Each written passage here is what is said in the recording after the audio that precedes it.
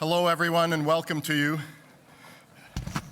I'm Fred Kempe, President and CEO of the Atlantic Council. I hope you're all refreshed from lunch and ready to dive back into a full afternoon of programming. It is my immense personal pleasure to introduce Ellen Tauscher, the U.S. Special Envoy for Strategic Stability and Missile Defense. But she's much more than that. Although that's quite an assignment, she's had a distinguished career as one of the leading female figures in the U.S. government, as a congresswoman, as a business leader, as an entrepreneur. She started out on Wall Street and was one of the first women with a seat on the New York Stock Exchange, later serving as an officer of the American Stock Exchange. She then flawlessly transitioned into a political life which requires a somewhat different set of skills, serving as the U.S. House of Representatives representative for California's 10th Congressional District for 13 years. That district includes the Bay Area and some of the most exciting companies in America. It includes Livermore Labs, it includes PeopleSoft, Safeway Stores, Chevron, so she had quite a constituency. Special Envoy Tauscher joined the U.S. State Department in 2009 as the Undersecretary of State for Arms Control and International Security, where she was a key player leading the U.S. government and NATO in strategic defense initiatives. She's been consistently wise, sometimes provocative. I consider her one of the more gifted strategic thinkers the United States has at the moment. She now plays a vital role at the State Department, supporting and seeing through the policies and agendas that she helped design while serving as Undersecretary. Special Envoy Tauscher is particularly responsible for our relations with Russia regarding the sensitive issue of missile defense. I'm also more delighted to say that her most important assignment, of course, is that she's an executive committee member of the Atlantic Council Board and vice chairman designate of our new Brent Scowcroft Center on International Security. And Ellen, we're so thrilled to have you helping us lead that initiative. We've been fortunate enough to engage Special Envoy Tauscher at one of our other major events this month. At the NATO summit in Chicago, she addressed a group of our young Atlantists, the next generation of leaders in the Atlantic community. Ellen, in Chicago, you spoke about the importance of strengthening the transatlantic partnership by recognizing common threats, finding common solutions, and you talked at some length about a new way of looking at the U.S.-Russia relationship, and being where we are geographically, I think it has even more importance here than it had in Chicago. So we're very much looking forward to your comments today. Special Envoy Tauscher, I welcome you to the stage.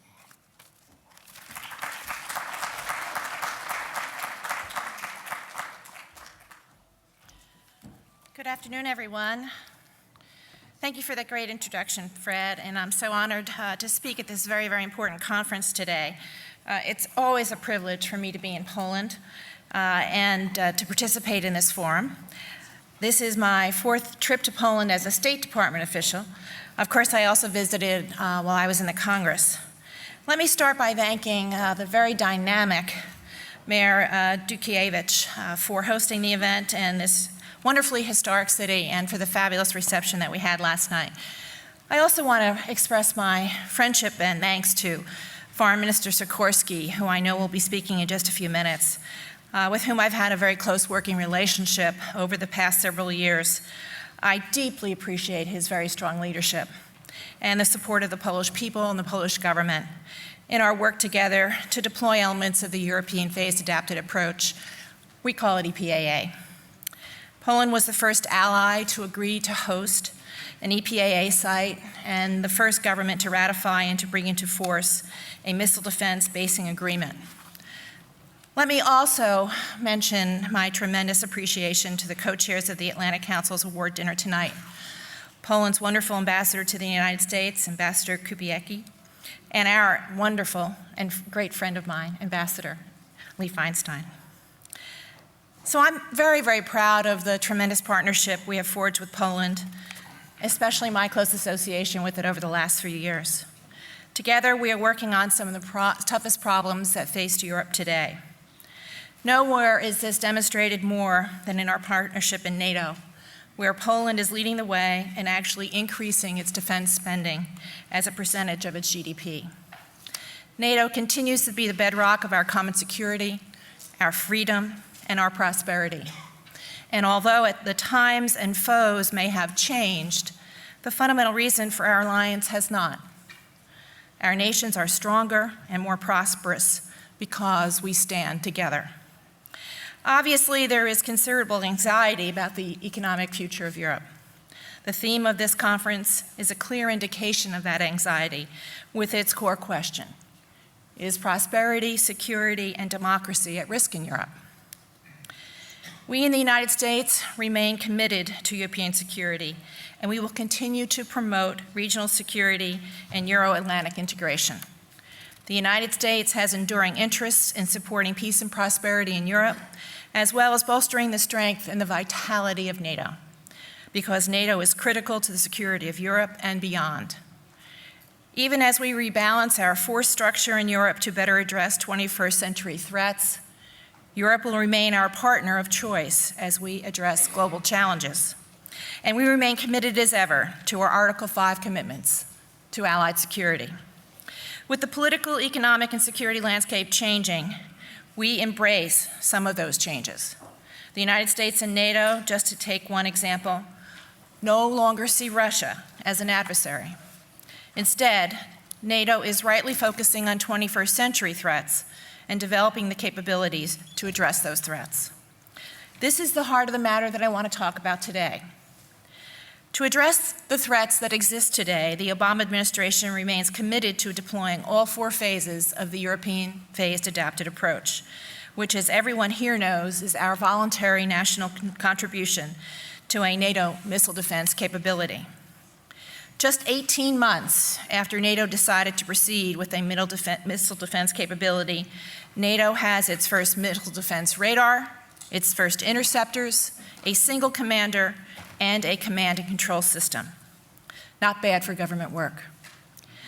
We look forward to working with our NATO allies over the coming years to expand NATO's missile defense capabilities and the voluntary national contributions of all allies. As we address the threats of the 21st century, we must continue to move past 20th century Cold War thinking. We must move away from the competition of the East and the West and mutually assured destruction to a new concept that I like to call mutually assured stability. We can no longer afford the competitions that dominated the history of the 20th century. Instead, we need to focus on new approaches and new areas of cooperation. This cooperation can be greatly enhanced and can greatly enhance the collective national security of all of our countries. Just before your lunch break, there was a session about Russia in the post-Medvedev era. There has been much anxiety in Europe about Russia and its path forward. Engagement with Russia remains important for all of Europe, and we must continue to work together to build a close working relationship. As it is, the United States and Europe are successfully working with Russia on a broad range of issues, including efforts to stop the proliferation of weapons of mass destruction and to reduce global nuclear stockpiles. That includes implementing the New START Treaty. The success of the New START Treaty is a bright spot in our relationship with Russia. When the treaty is fully implemented, it will result in the lowest number of deployed nuclear warheads since the 1950s. The first full decade of the nuclear age. Just as importantly, the treaty revives a verification regime, including on-site inspections with Russia to help reduce mistrust and misunderstandings. We are working together to move materials to and from Afghanistan. We are working together to counter narcotics and counter terrorism operations. And we have worked hard to secure Russia's entry into the World Trade Organization, which we expect to happen this summer after more than 18 years of hard work. Over the next few months and years, we must transform that cooperation into a lasting strategic partnership that provides stability to the entire Euro-Atlantic area. This is where moving to mutually assured stability comes into play. The idea behind mutually assured stability is that the relationship between the United States and Russia will be based on cooperation, and neither side could seriously consider the possibility of initiating a conflict with the other. Nor would either side perceive that the other is posing a threat to core security interests. Deputy Foreign Minister Ryabkov and I, as part of the Arms Control and International Security Working Group under the Bilateral Presidential Commission, have begun discussing strategic stability and the elements that affect it. An important aspect of these discussions will be addressing the disparities between non-strategic nuclear weapons stockpiles of the United States and Russia, and to secure and reduce non-strategic nuclear weapons in a verifiable manner. In NATO's Deterrence and Defense Posture Review, allies committed to continuing to develop and exchange transparency and confidence-building ideas with Russia, with the goal of developing proposals on and increasing mutual understanding of NATO and Russia's non-strategic nuclear force postures in Europe. The United States also will continue to work with Russia to promote strategic stability, enhance transparency, and further reduce both countries' nuclear weapons. And as always, throughout all of this, the United States will closely consult with all of our NATO allies. At the same time, many are concerned that missile defense in Europe could become a source of competition with Russia. I don't believe that. We cannot afford that type of competition anymore. Instead, missile defense cooperation could be a game changer for the good. Missile defense cooperation can achieve two very important objectives. First, it would allow Russia to see with its own eyes and hear with its own ears what we are doing, and it will give us time to demonstrate how our systems operate. It will allow Russia to see the European phased adapted approach is not directed at Russia, but is targeted against limited regional threats from outside of Europe, not Russia. Second, it would give the United States, NATO, and Russia the opportunity to forge a true strategic partnership that enhances security for all. I realize it takes time to build confidence, but we have that time. There are 6 years before we deploy Phase 3 in the 2018 timeframe. We should use that time positively on cooperation, not competition. Russia should come inside the missile defense cooperation tent and see what we are doing. During that time, we will be testing an Aegis BMD site in Hawaii. We will be developing and testing the SM-3 Block 2A interceptors. We will also be working with our allies to ensure how to best protect NATO populations and territory. At the same time, the United States, NATO, and Russia can work together on a broad range of cooperation, sharing sensor data, working on developing common pre-planned responses, conducting a joint analysis of missile defense systems, and working together on missile defense exercises. The United States and NATO have been transparent about our missile defense programs. We have provided Russia with a number of ideas and approaches of transparency. We are also committed to discussing other approaches to build confidence between our two countries. At the Chicago summit, NATO allies made very clear in our statement what our intentions are. The summit statement says, and I quote, "NATO missile defense is not directed against Russia and will not undermine Russia's strategic deterrence capabilities." And as I have often told my Russian colleagues, if Russia doesn't like what it has learned during this period of cooperation, then it can terminate that cooperation whenever it wants. But let me be clear. While we can work cooperatively together, the United States will not agree to any preconditions outlined by the Russian government that limits our systems. We are committed to deploying effective missile defenses to protect the United States homeland, our deployed forces, and our allies and partners around the world from ballistic missile attacks. We understand that there are risks involved, and it takes courage to move away from familiar ways. We believe those risks are manageable. In a little over 2 weeks, President Putin and President Obama will meet in Mexico. This is an opportunity for both leaders of our two countries to chart a path forward on missile defense cooperation. I continue to hope that my Russian colleagues see missile defense cooperation as an opportunity that they should take sooner rather than later. And I hope that they recognize that we have no capability or intent to undermine their strategic stability. Our objective is to reach agreement on cooperation, which is a much better approach than sticking to the previous patterns of competition. So we will keep working to see if we can come up with a plan for cooperation. We will continue to press in the foreign affairs, defense, and joint staff channels. We will keep moving forward in the run-up to the presidential meeting in June, and we will keep going on long after that. And I hope that someday soon we can begin this important cooperation. It's been a pleasure to be here. I hope that you all are enjoying this terrific conference. I look forward to coming back in the years to come. Let me once again thank Fred for inviting me to speak here today. Also, I'd like to put a plug in for Fred's book. I have mentioned this before, but for those of you who don't know, Fred published a book late last year entitled Berlin 1961. This is an excellent reminder of an era of tension in Europe that we do not want to replicate, which is why the United States and NATO seek cooperation rather than competition with Russia. We do not want to return to the divisive policies and military competition of the past. Cooperation is in all of our interests. So thanks to all of you for your time and for your participating in this important conference, and I'm happy to answer any easy questions you might have. Thank you.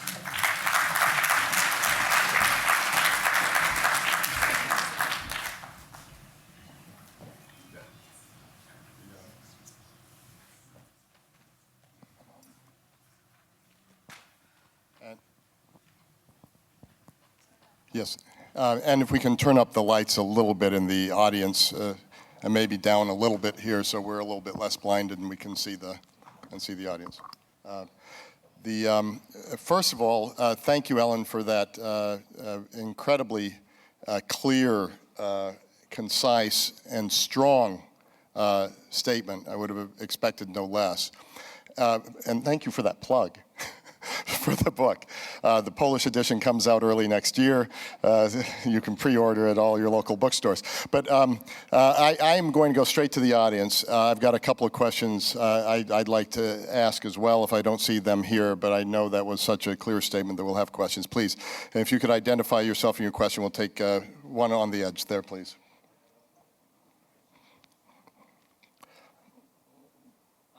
I'm Ian Brzezinski from the Atlantic Council. I have a copy of Fred's book. Ambassador Tauscher, thank you very much for sharing your time and for your speech this afternoon. I noted you started off, you expressed your appreciation for Poland's commitment to missile defense. But let me ask you a question about America's commitment, the U.S. government's commitment to the missile defense site it plans to have in Poland in 2018. One of the quotes from the president is that as long as the threat from Iran persists, this is President Obama, we will go forward with a missile defense system that is cost-effective and proven.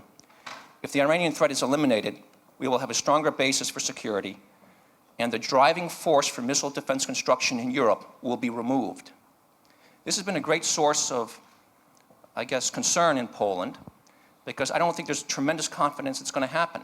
In fact, Minister Sikorsky in his report to Parliament this spring stated, "We stand ready to implement the U.S.-Poland agreement on the missile defense base, even though we are aware of the fact that U.S. plans may be subject to modification. For example, if an agreement is reached on Iran's nuclear program." I think that's a gentle way of saying we're not really sure it's going to happen. Why does U.S. policy maintain this conditionality on these plans? Why don't we just say, because of the threat of missile proliferation, the threat of WMD proliferation, we're going to need sites in Europe, period, and remove this ambiguity? Well, we have... And if you can also deal with Ian's question, but then also the budget side of the question as well. Well, you know how troubling it is, Ian, to deliver in some concise words many different messages to many different people. And there are many messages in the things that we have to say all the time. But let me be very clear, and the President has been very clear. We will deploy all 4 phases of the EPAA. It's called the phase-adapted approach for many reasons, including the fact that it's phased because it is meant to deal with 2 things. One is the evolution of the technology, So we have more technology coming forward, and it's getting tested. Different phases of the SM-3. As you know, it's got 2 blocks, Block 1 and Block 2, A and B of both blocks. So we know that we're going to deploy, but we don't know what we're going to deploy because we don't know what the threat is. And mentioning the long-range threat from Iran is a specific entreaty not only to Iran but to others to help us mitigate that threat and eliminate that threat. But that does not take away the fact that not only does Iran have the largest cache of short, medium, and intermediate range missiles in the Middle East, but the proliferation of these missiles is at an alarming rate. And so we're not only concerned about Iran, but we're concerned about others, including terrorist organizations like Hamas and Hezbollah. So what's important to know is that there are too many of these missiles out there.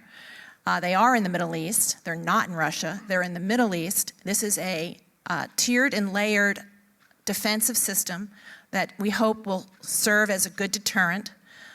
It is not able to deal with missiles, frankly, that are more sophisticated from larger countries like Russia and others, but it certainly can hold at risk limited systems coming from the Middle East. So the message is clear. We're going to deploy all 4 phases.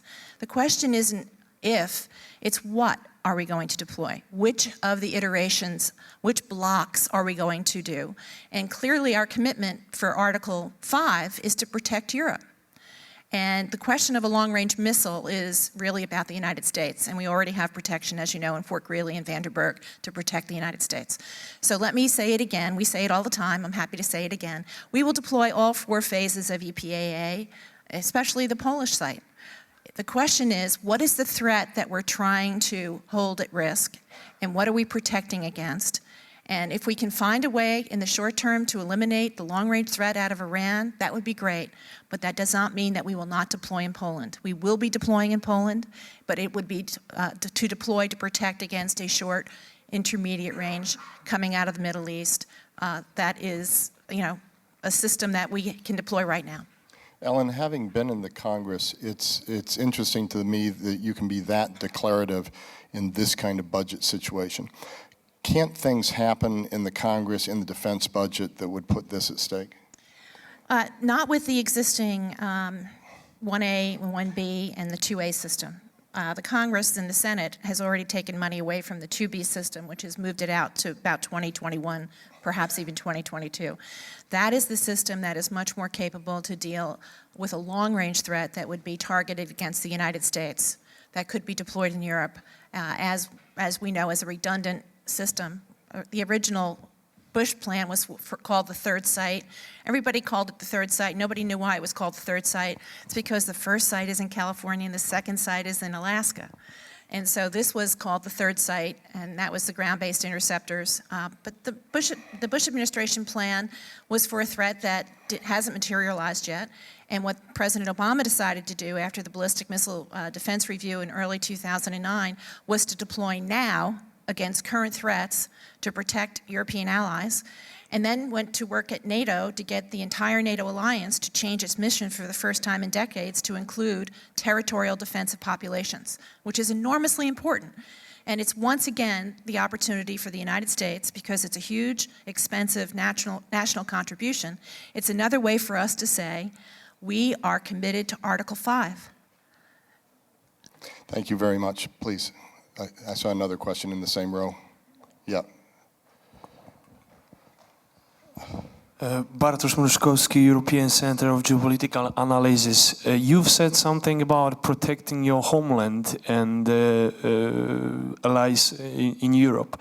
But United States gets allies all over the world, especially Middle East and Pacific Asia. Are you going to install missile defense in Pacific Asia against, let's say, China or other country? The threat that we are holding at risk right now is a threat coming out of the Middle East, specifically Iran, but also the bleed that we are concerned about and the proliferation of these missiles to other nascent states and to terrorist organizations. That's what the system is oriented against. In the United States, we currently protect ourselves from 2 threats. One homeland threat from the Middle East, which is a long-range system which has not been developed yet, we hope, and the other is from North Korea. And that is why we have the systems arrayed in Fort Greely, Alaska, and in Vanderbilt, California. So that's the important differentiation, is to how do we protect our state.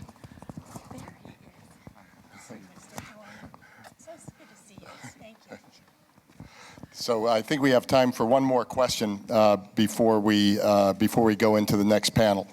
Of course, either Minister Sikorski or Ellen Tauscher will take this question. Welcome, Minister Sikorski. We really appreciate your support for this initiative.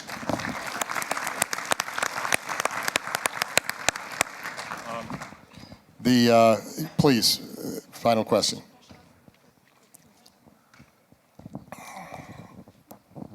Thank you. Bartosz Cichocki, National Security Council here in Poland. But there are countries also in Europe and also in our alliance, in a way, maybe not challenging, but raising questions regarding missile defense, about the costs, impact on relations with Russia, but mainly money. And maybe there are more countries like in this category after recent elections. How do you deal with these countries? To what extent do you think it may create problems in building the allied system? Thank you. Well, let me just say, I'm very proud not only of Ambassador Feinstein, but we have a tremendous ambassador at NATO in Evald Dalder. We spend every day, as often as we can, talking to our allies about exactly how important the national contribution of the United States. It's a very expensive proposition that we have agreed to put into the protection of Europe and forward deployed American troops and populations against this threat that we consider to be so significant that we moved very quickly to deploy last year the first Aegis ship. And as you know, in Chicago, we did a lot to move to a common command. The NATO allies, some countries of our NATO allies have indigenous capabilities. They have their own Aegis ships. They have sensors. We're going to be using what is called the ALT-BMD spine for the command and control. That's the active theater layered ballistic missile defense system of NATO. So now we have a commander in the Supreme Allied Commander in Europe, Admiral Stavridis. We have a radar that's been ported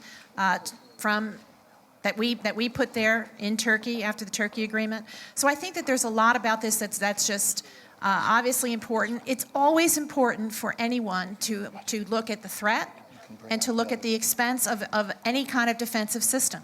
And we think that we appreciate that our allies are continuing to do that.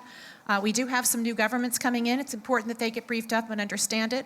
But the sizable investment of this EPAA is a United States contribution, and that is where most of the money will be. And we think that we can continue to work with our allies to make sure that the command and control system and the other things that are going to be national contributions of other allies will be at the right size. But if I could just say very briefly, Minister, I didn't have a chance, because you hadn't come in the room yet, to thank you personally again for all of the great work that we have done together, and for Poland's stalwart friendship and stepping up to be the first country to have the EPAA agreement and to take the first deployment. We're very, very excited about that. Thank you for your personal involvement. It's always a pleasure to work with you. Before you join me in thanking Special Envoy Tauscher, let me just say one thing about what's next. I think this is a very important group that will now come to the stage. Foreign Minister Sikorski, Karl Gershman, National Endowment of Democracy, and Hedi Ben Abbas, the Secretary of State to the Ministry of Affairs of Tunisia, and then moderated by my friend Quentin Peel. Let me just say one thing. All three of these people by the end of this evening, will be holding on to Atlantic Council Freedom Awards. Minister Sikorski accepted last year on behalf of the Polish people, and the Hedi Ben Abbas will accept one on behalf of the President of Tunisia and the Tunisian people, and then Karl Gershman for the remarkable work over the years of the National Endowment of Democracy. So we're looking very much forward to this panel and to this evening. With that, let me thank Ellen Tauscher again for a very clear, strong statement, important statement, and good conversation.